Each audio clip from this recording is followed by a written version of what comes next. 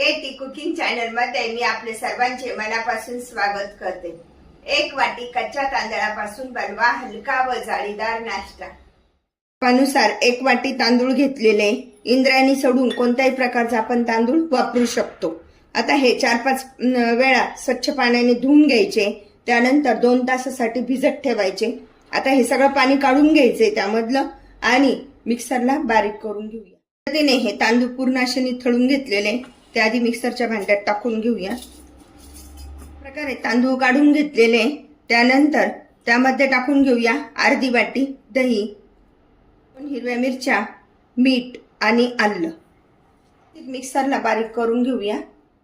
मिक्सरमध्ये बारीक झाल्यानंतर या पद्धतीचं असं बॅटर तयार झालेलं आहे। घेऊया पाव वाटी रवा,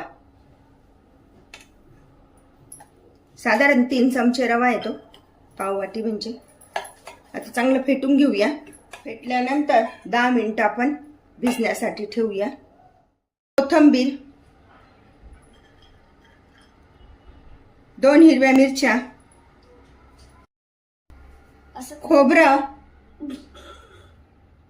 खोबरं आणि या थोड्याशा डाळ्या घेतलेल्या आहे।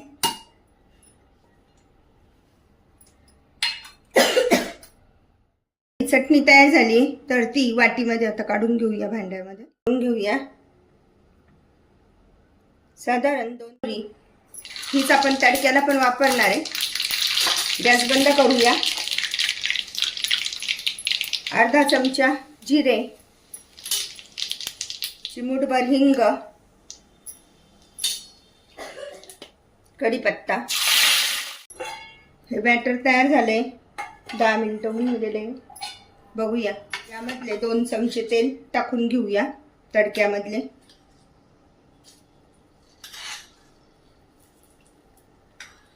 शिल्लक राहिलेला तडका चटणीत टाकूया।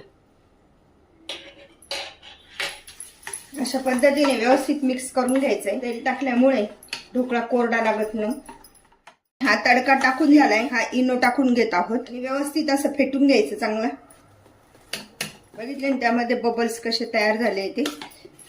इकडे कढईमध्ये पाणी पण उकळायला ठेवलेलं आहे आणि या ताटलीला तेल लावून घेतलंय। हे सगळं बॅटर आता आपण त्यामध्ये टाकून घेऊया।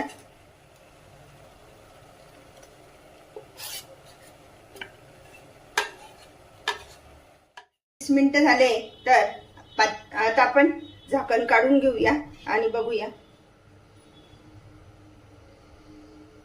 आता पूर्ण चाकू क्लीन आलाय, म्हणजे याचा अर्थ आपला हा ढोकळा खाण्यासाठी तयार झालाय। गॅस बंद करूया आणि थंड होण्यासाठी ठेवूया। मगाशी आपण चटणी तयार केली आहे त्यावर पण हा चुरचुरीत असा तडका छानपैकी टाकूया